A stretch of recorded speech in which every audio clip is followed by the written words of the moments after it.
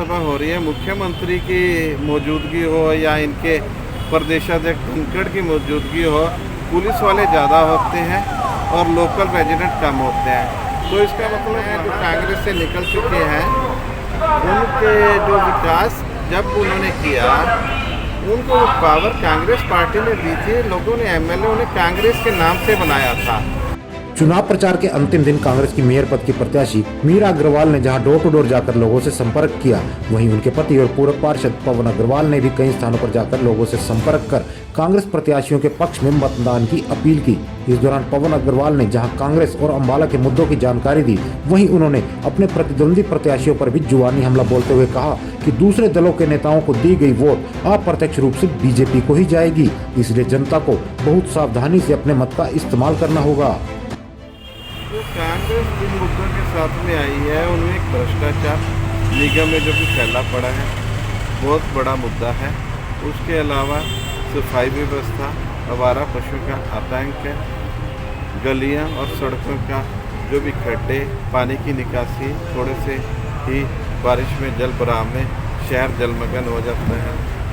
Street light का पवन अग्रवाल ने कहा कि जनता की ओर से चुने गए बीजेपी के नेता, मंत्री और मुख्यमंत्री भी आज जनप्रतिनिधि होने के बावजूद खुलेआम जनता के बीच जाने से डर रहे हैं। यही कारण है कि बीजेपी के नेता और मंत्री जहां कार्यक्रम में जाते हैं वहां स्थानीय लोग कम और पुलिस कर्मचारी ज्यादा होते हैं। अगर मुख्यमंत्री को पुलिस की इतनी बड़ी मौजूदगी में कोई भी इनकी जनसभा हो रही है, मुख्यमंत्री की मौजूदगी हो या इनके प्रदेशाध्यक्ष धनखड़ की मौजूदगी हो, पुलिस वाले ज़्यादा होते हैं और लोकल रेजिडेंट कम होते हैं। तो इसका मतलब वहाँ पे वहाँ की जनता कितनी असुरक्षित है, इस बात से अंदाज़ा लगता है जब मुख्यमंत्री और इनके प्रदेशाध्यक्ष, इनके एमएलए को पुलिस की प्रोटेक्शन में चलना पड़ता है।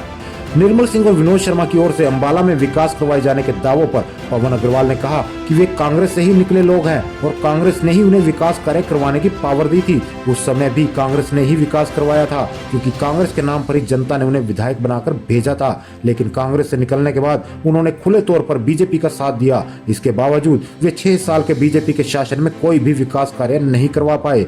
पवन अग्रवाल ने कहा कि कुछ लोग चुनाव के समय को पिकनिक समझकर अम्बाला आते हैं और चुनाव खत्म होने के बाद वापिस चले जाते हैं। विपक्षी पार्टियों तो है ही नहीं, कोई निर्दलीय हैं जो कांग्रेस से निकल चुके हैं।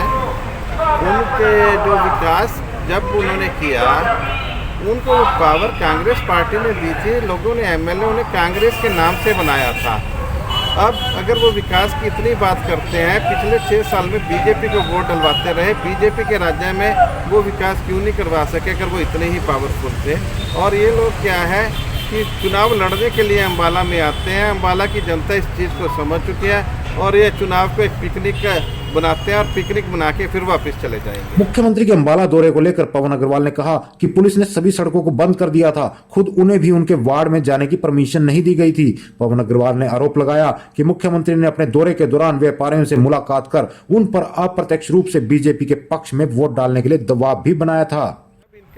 मुख्यमंत्री आता है और रोड शो होता है तो सारी सड़कें जाम कर दी जाती हैं, लोगों से लोग टकरा के चलते हैं। पुलिस का इतनी बड़ी घेराबंदी होती है कि आसपास की, जैसे उस दिन भी हम एक होटल में, गोल्डन ऑर्चिड होटल में ये आए थे और मेरा वार्ड है, मैंने कबीर नगर जाना था, मुझे वहाँ जाने की परमिशन ही नहीं दी। इन्होंने सारी रोड जीटी रोड से जाम कर रखी थी, जो कि एक धक्का है लोगों के साथ। इन्होंने व्यापारियों को धमकाने का काम किया, जो कि बहुत गलत था। पवन अग्रवाल की ओर से कही गई बात कहीं ना कहीं सही प्रतीत होती है, क्योंकि यदि कांग्रेस के अलावा कोई दूसरा प्रत्याशी चुनाव जीत जाता है तो सत्ताधारी बीजेपी के नेता दबाव डालकर उसे अपने खेमे में ला सकते हैं। ऐसे में जनता की बीजेपी के खिलाफ दी गई वोट फिर से बेकार हो सकती है। इसलिए 27 दिसंबर को मतदान करते हुए जनता को पूरी सतर्कता के साथ अपने मत का इस्तेमाल करना होगा।